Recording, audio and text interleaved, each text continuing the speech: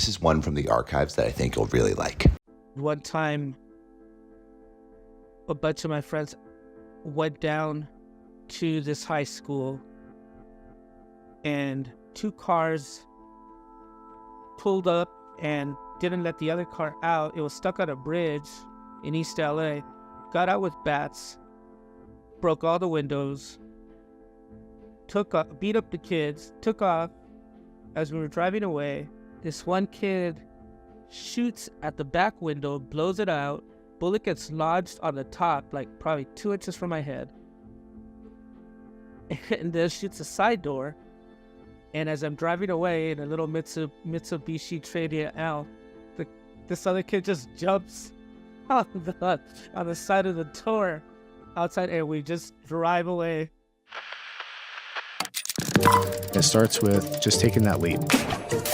Man, you have to work hard. You have to be incredibly smart. Choose something that even if it fails, you are going to be proud of it. Doesn't matter how badly you got beaten in battle. Be kind, be kind, be kind. Become a better person, a better leader, the better business. Go with your gut.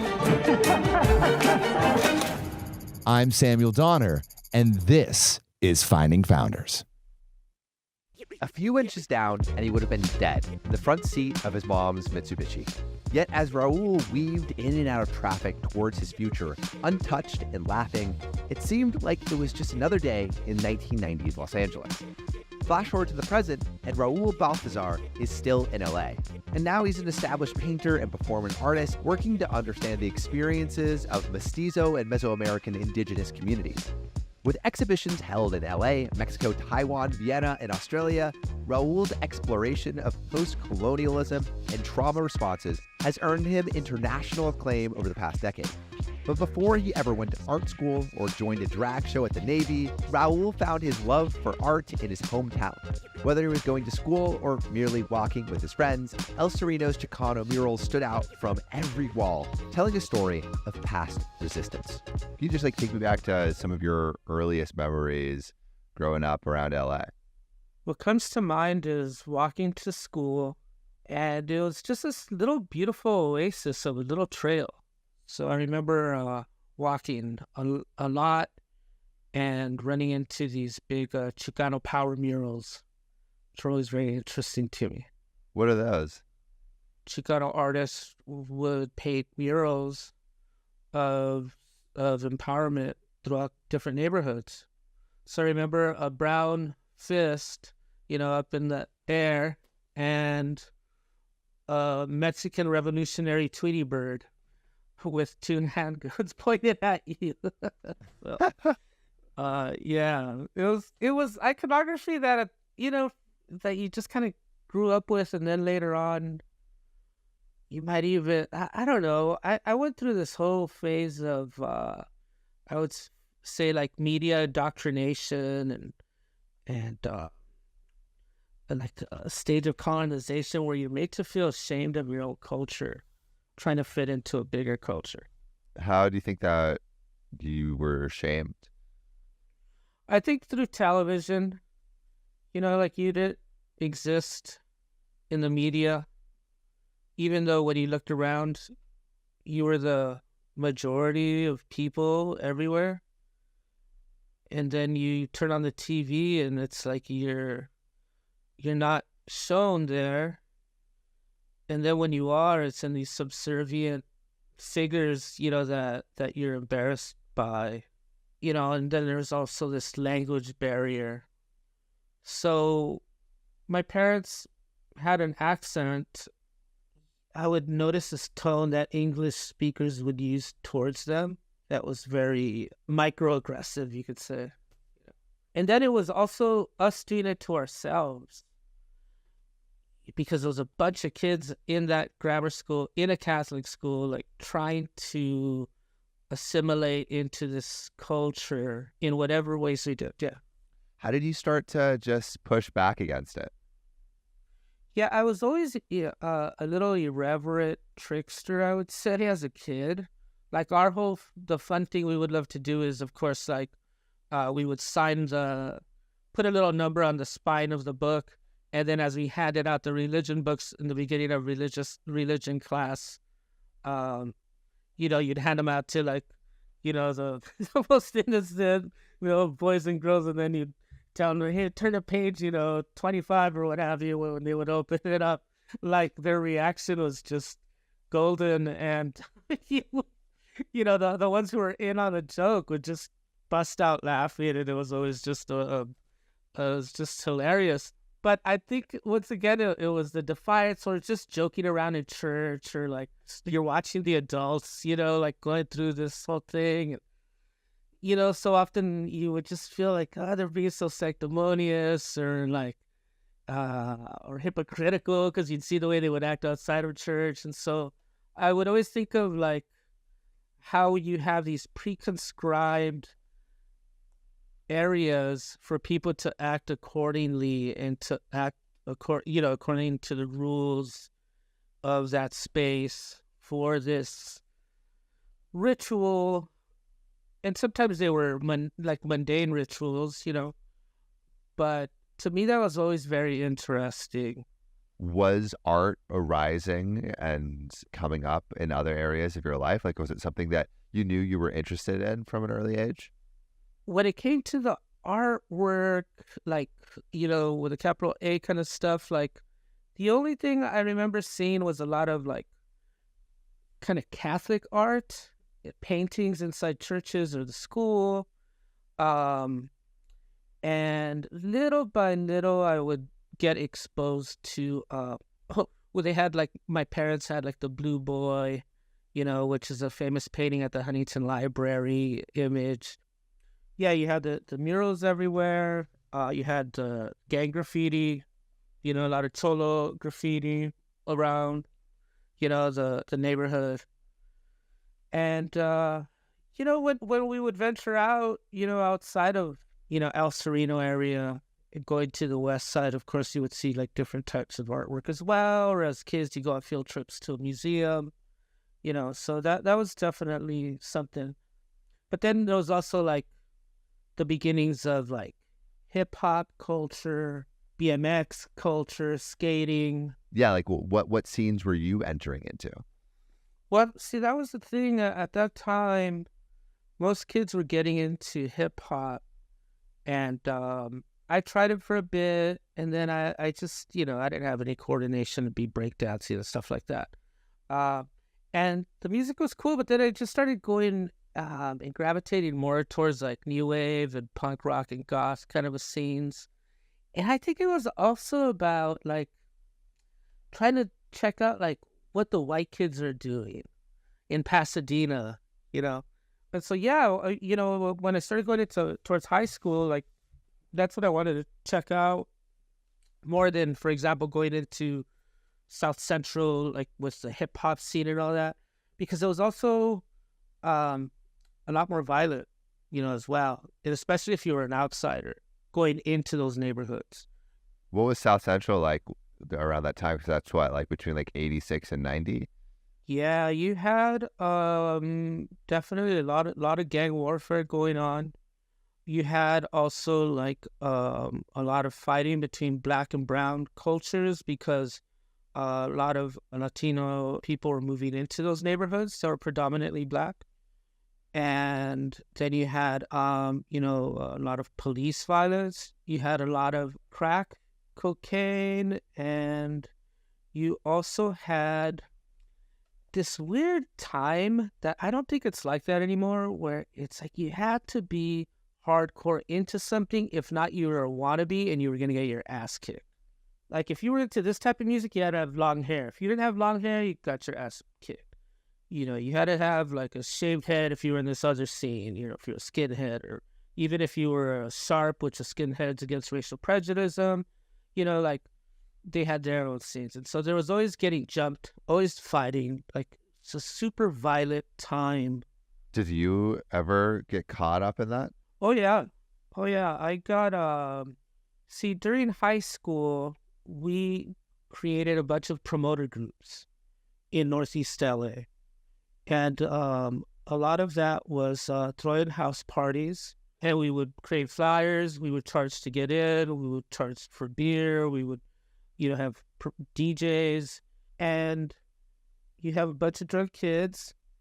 Some, if you would do a party in a certain neighborhood and the gang, it was the gang's area, they would expect to be let in for free and to come in, and so that would change the vibe. Or if you got into a fight or picked up on, some guy's girl or whatever, there was beef, like there would be a fight later on. So every time you went to a party, there was going to be a fight. And so it came to a point where kids were starting to carry knives and bats or even guns to these parties, knowing that there was going to be something that was going to happen later on. Do you remember like a specific party that you went to where like you're like, oh crap, like this is like real?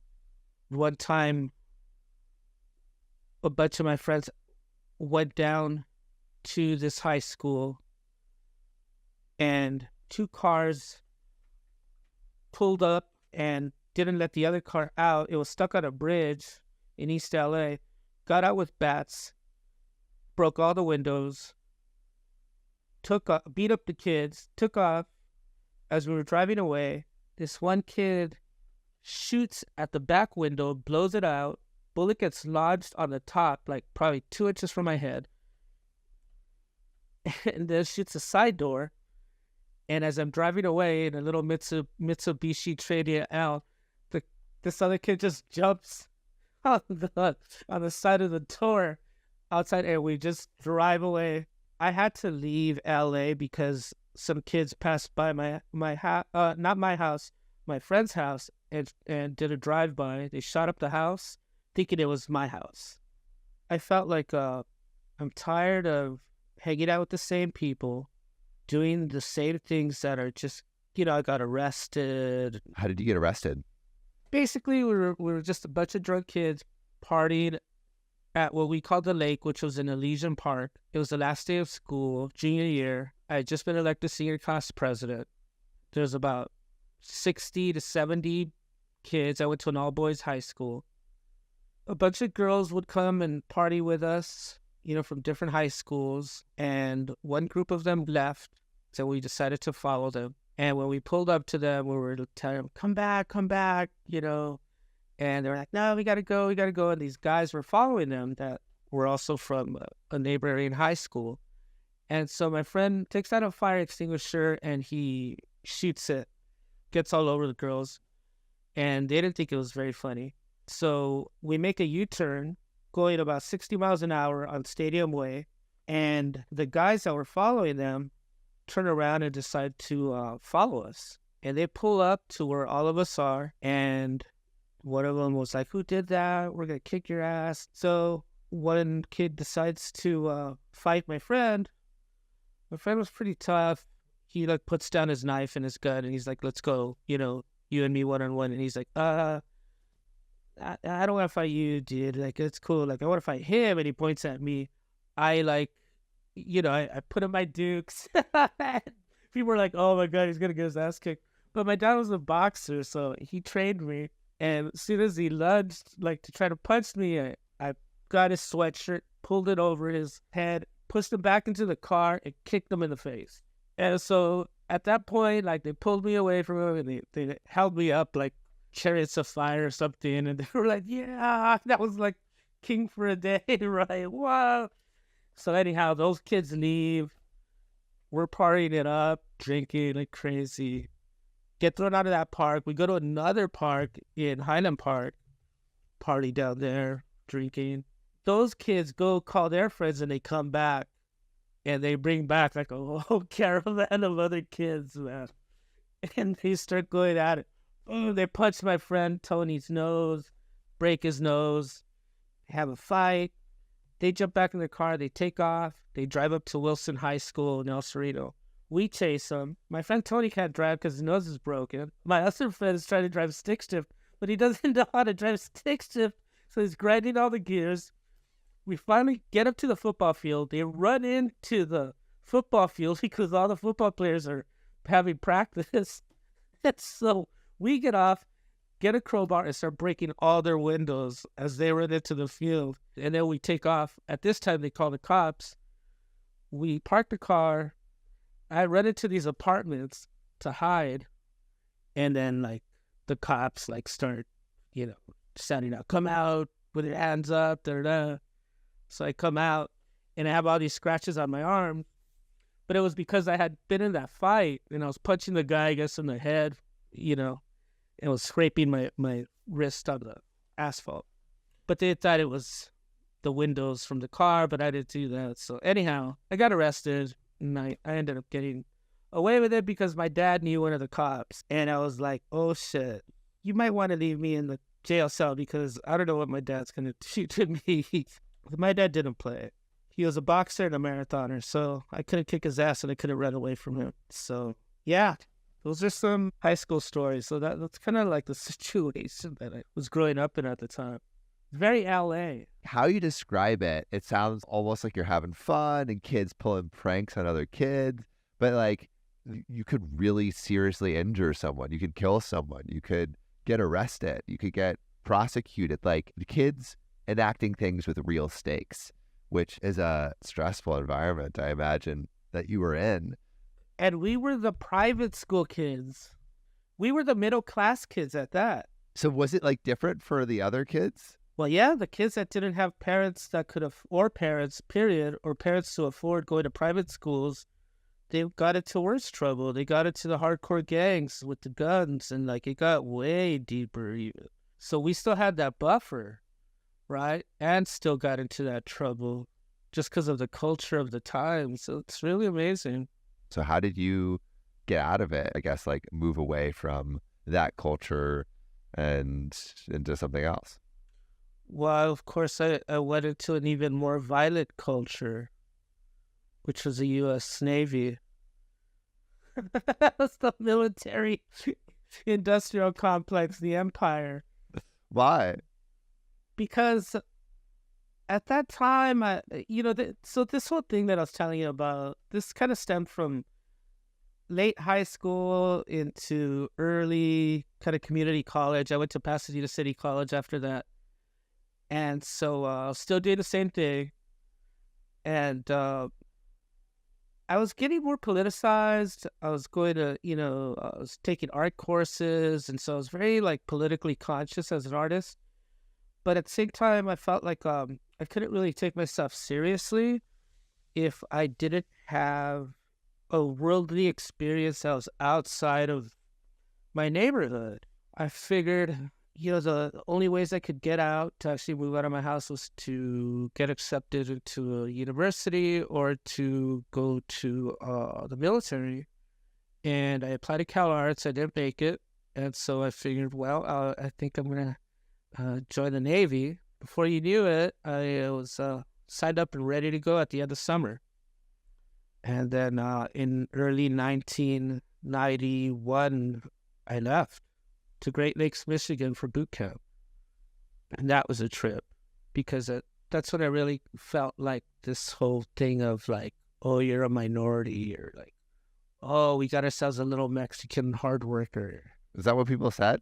Yeah, I remember when I got to my ship, they were like, oh, we got ourselves a beaner. Like, all right. Like, guys work hard. We love you guys. And it's like, okay, this is going to be a long 2-year enlistment. What was it like in the I guess, base environments in that area? Well, at that time, that's when I was really into Toulouse-Lautrec, who would do a lot of drawings of bar scenes. And so when I was told that I would be entering Sin City, I was very intrigued by that. What does that mean?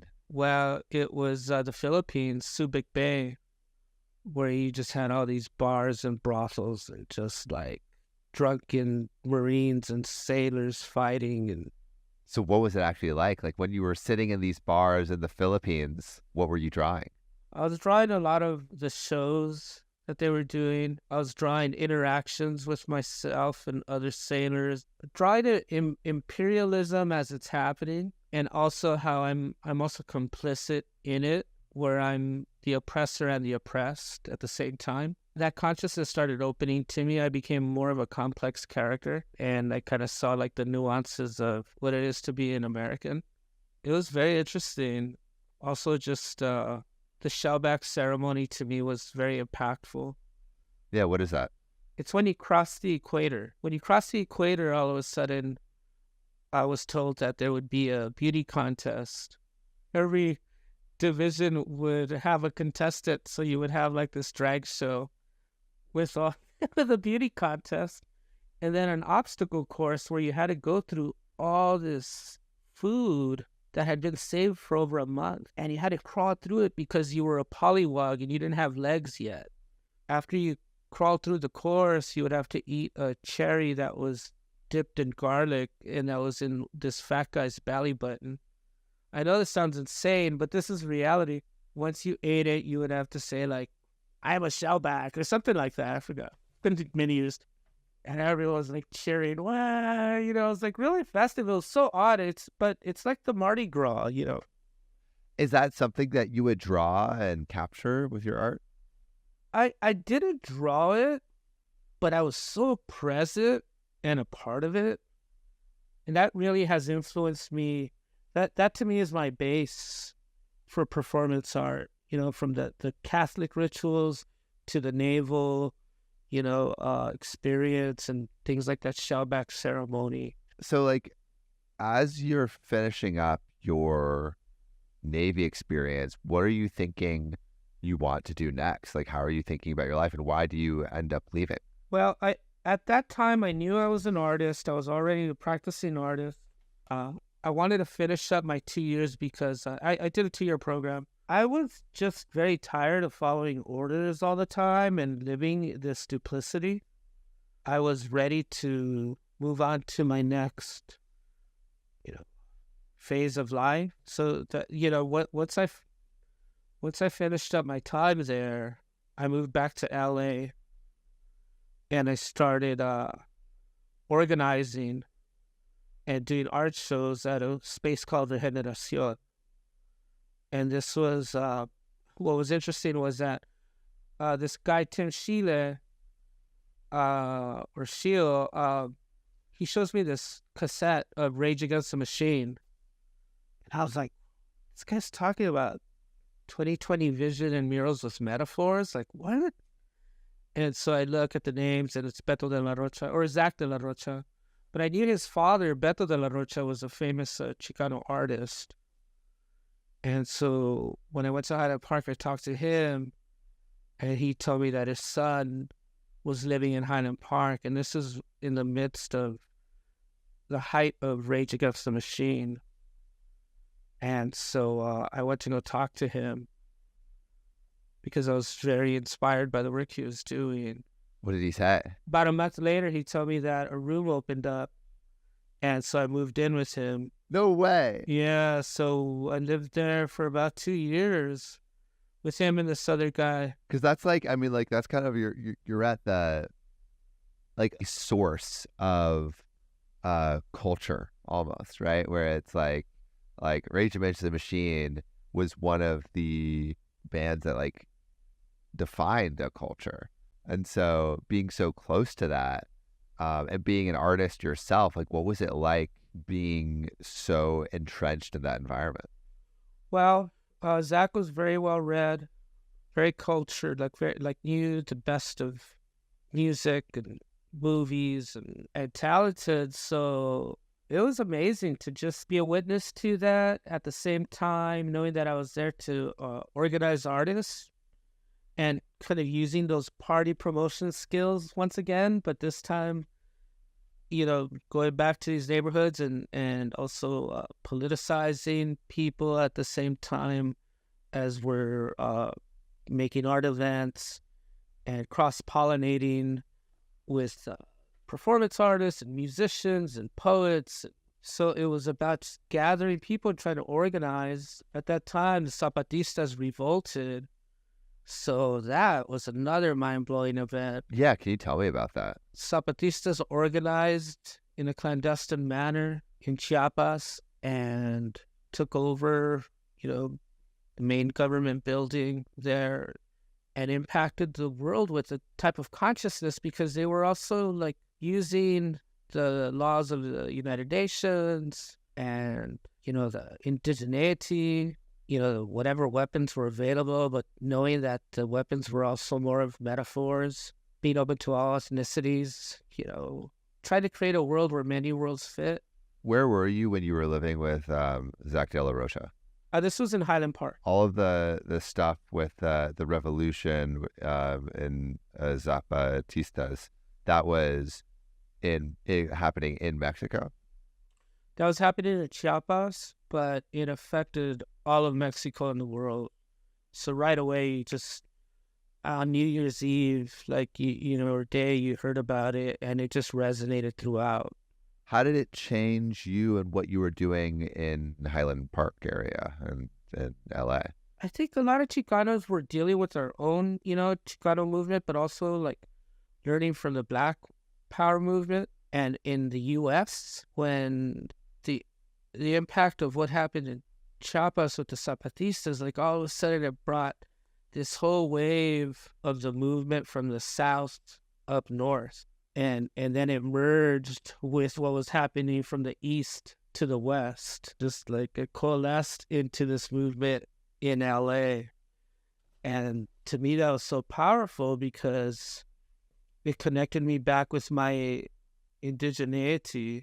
That empowered me a lot, as well as other community members. And these were the discussions that were happening, right? So then then we started getting more exposed to culture and going into ceremony and ritual, and then that was even more powerful. It was like almost like you felt like more connected to your heritage, basically, from this movement that was happening. And then also with like the artistic movement that was happening, like you had an ability to express it too. Well, the thing is, it's the bandwidth between innovation and tradition, right? And somehow you find yourself resonating between the two. Did you feel drawn? Because like I feel like you mentioned like almost like these two cultural waves coming from the South and the North. Did you feel that you wanted to gravitate towards one or the other? Was there like a pull towards Mexico and a pull maybe towards like Northern California? And where did you feel like you needed to go next to really participate in the movements that you were seeing and also to further your career as an artist? This kind of Chicano mantra has always like, oh, we're neither from here nor from there. But I always thought, but what if we were from there and from there? What if we're both? The only thing about hanging out with all these super hardcore politicized people and being an artist was that all my dumb questions and my different way of thinking could often hinder the movement because they just want like slogans and like, this is what we got to do to get here. Like, don't make art for artsy. And I'm like, this isn't artsy fartsy. Like, these are like legitimate questions or alternatives, or like, I'm trying to be visionary here. Like, I'm trying to find like a whole other way of thinking. And so that's where I started kind of moving away from that era of my life with Generación. And so later on, like more of the hardcore activists moved in and they're like, get out of the way, artists. Like, let us do the real work that needs to be done, And I was like, cool, okay. Well, I'm on to something else because, I want to do ridiculous things. I moved up to Berkeley. That's where there I was organizing. I was doing some really cool events with, the young Black community there and the brown community. And we were mixing up like jazz, doing shrooms and smoking pot and having these conversations and everything. And that kind of, I got introduced to Buddhism, went to some ceremonies. But after a while, like I ended up taking off on a spiritual run. I got introduced to Sweat Lodge, and that's when I really moved out of Berkeley. Being introduced to the Sweat Lodge was very powerful for me. But there was Chicanos that were organizing there, that were connecting with their indigenous, like the Dakota, Lakota, Dene people, who were teaching them these ways. And so, just to pray like in the dark, the earth, while you're wet with mud on you, like suffering a little bit with the heat of the steam, because of the water hitting the elders, which are the stones. Like, it was a different way of prayer that I was used to, like, in the church. It's always too antsy and just, like, never able to really, like, humble myself and to get into, the spirit. Because it wasn't as metaphoric anymore. It was more the real deal. Like, you're really suffering. Like, you're really, like, in the elements. So, yeah, I did that, and then from there, when I found out about the Peace and Dignity Journeys, which was a run from Tierra del Fuego, Chile where they would start from Tierra del Fuego, Chile, and Alaska, and then meet at the pyramids of Teotihuacan. That was incredible to me, and it was all people being hosted by different indigenous communities as they made their way to, for 4 days of ceremony at the pyramids. Like, it was incredible that people had, indigenous communities had organized this, on their own without any type of like corporate or state grants or anything. It's totally like just community driven. And so I did that, and I had always run as a little kid. So to connect back with the running and the land, just hardworking people in different communities, people that were traditionals, people that were more working with the law, but a lot of dancers, traditional dancers, a lot of just ceremonies that, like, leaders that were just that they changed their regalia as we traveled. You would see how it would change because of the land and their culture. So what kind of art were you doing at this time as you were getting all this inspiration? I was doing a lot of drawing in sketchbooks.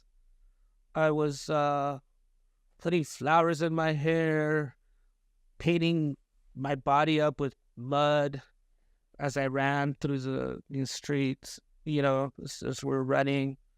I had shaved my head, and I had jaguar spots dyed on my head, which kind of tripped a lot of the people out. So it was, and then I would do a lot of portraits of people and give them away. I was photographing a lot of things here and there. And then also, I would like place flowers on myself, depending on the community and what they gifted us, or you would put mud from the desert over your body. And I was gifted this beautiful kind of a necklace of red feathers from this medicine woman in Hawaii. And I remember when I would run in sweat, the red dye would just come all like down my body. People would trip out on us when we were just running into their communities. And at the same time, we're also carrying these staffs that were gifted to us from different communities throughout the continent. Yeah, so aesthetically, it was beautiful. Then we would run in, and then we would have to be saged down and then enter the ceremony. And so it was very powerful. Wow. So, like, coming out of that experience, what did it change about the trajectory of your life? I mean, it seems like you're, over time, becoming more and more connected to your roots. And, like, you're seeking out these experiences and these ways of showing your identity and revealing your identity to the world. You're seeking out these experiences more. I realized that being an artist was my medicine. In Mexico, they always say that it's, eres un artista, es un don. Like, oh, you're an artist, that's a gift. And with that gift comes a responsibility, right? So I always looked at being an artist as just like, this is my forte, this is my gift. How do I use it to help people, to teach, to humor people maybe? Maybe like I like to teach in a lighthearted way sometimes. Yeah. Whatever resonates, right? And so, I had that consciousness, yet living after the run was completed and I moved back to LA. Like you start thinking like, well, how do I keep making a living being an artist? And very often I could not get certain projects or teaching positions because I did not have a degree. I started noticing that these other artists in my community were getting these opportunities that I just couldn't, even though I was doing very similar work. If not, I thought even better work. But you felt like there was some ceiling put on you just because you didn't have a degree? Yeah, it's like I don't come from money. I'm a brown man, Mexican man, trying to make it as an artist, making social political work. So it was like a hard one, and on top of that, without a degree, a BFA nor a master's degree, I had a lot, against me. And so I had to, really just touch base and connect. I was connecting with new artists. As your community grows, you meet certain artists that have gone through art school and friends of mine that hadn't gone to art school that later on do go, like a friend of mine, Patricia Valencia, who went to UCLA for art. And then, I asked her, so what's up? What's with this art school thing? And she told me, well, it's a language. It's a language that you need to learn. And that's what I ended up going to Otis College of Art and Design, and I transferred in, and I got a BFA in sculpture and new genres there. What was the School of Design like compared to just you had done so much on your own up to that point. So what was it like being at a design school? I thought it was like a Club Med for artists. I couldn't believe how much was available to me. I also felt like I had to humble out to learn and to use this time as a student to the fullest. So I had to drop a lot of my ego also. And I had to learn this new terminology in order to insert my practice into the canon. If not, I was always going to be an outlier. And I knew that my work was just as valid and I deserved to be at the table like all these other students. And also that I came from a working class background and that my dad had dedicated his whole life for me to be in this position, and I was not going to let it go to waste. So I was on fire, man. I was there on a mission. And, I had 2 of the biggest scholarships that Otis offered. Wow. And when it was time to do a studio visit, you had to sign up for whatever guest artist was doing a lecture. Like I was first in line, so I really wanted to just have those, understand those 2 worlds, right? The Western world and the Mesoamerican world, and to be able to use the 2 to establish a career. Where did you feel like you were in terms of establishing that career, in terms of understanding that world? Well, after I got my BFA, I still felt like I was half-baked because you still couldn't really get the good jobs unless you had an MFA. So I took about a year off, and then I was asked if I want to go back to graduate school. They gave me a good scholarship again, so I went to study under Suzanne Lacey and the public practice program at Otis. And so I really enjoyed the MFA program because it's a lot about smaller cohort and having deeper conversation. I think that's the most powerful thing about a graduate degree or a program, a strong one, is that they give you those 2 years to develop your thoughts and to actually write them down. So what did you actually start making once you left? I began to better develop this archetype of a trickster named Tochli 7, the Aztec Bunny, and doing performances that were out in the streets, that were confronting people that weren't there for an art experience, and I would put them into this situation. What was the situation that you put them in? I would climb a rope ladder that was kind of like a theme park rope ladder and just try to see if I could do it. That became like a mascot for the people, trying to get them to chant. But for me, that rope was crossing the border. One piece that I did that was really incredible was I was asked to go to Mexico, and they had an artist for every state in Mexico to do a performance or to do a sculpture. And so I was the only Chicano to represent the Chicanos. And so for 4 days, I performed the bunny trying to cross the border. So I was following these carrots on a rope, and I kept jumping and jumping, trying to get them as this one guy kept pulling them away. And this one time I jumped so far that when I landed, the impact was so strong that my arm popped out of my socket. And I screamed like so hard that I was screaming so loud that, that I had these camera crews that were filming me. and so they cut the performance, but I knew that I had to keep performing because this whole piece was in commemoration of people that cross the border every day, and things like that happen all the time. So how could I stop? So at the end, we had carrot cake and carrot juice, and everyone wrote a name of a loved one who had crossed the border, and we had a little bunny mask for them. Well, it seems also like a way of life. Like what's cool about some of these performance pieces is it's like you're creating and living in these worlds, and you're also like doing so many of these. I'm looking at like the list of your work right now, and it's like massive. I'm wondering, like, some of these pieces, like what stands out as most like relevant or impactful to you as we go towards what you're doing now. Like I know you did there's a Vice piece on you recently in 2020, like I think it was like Do It for Kobe.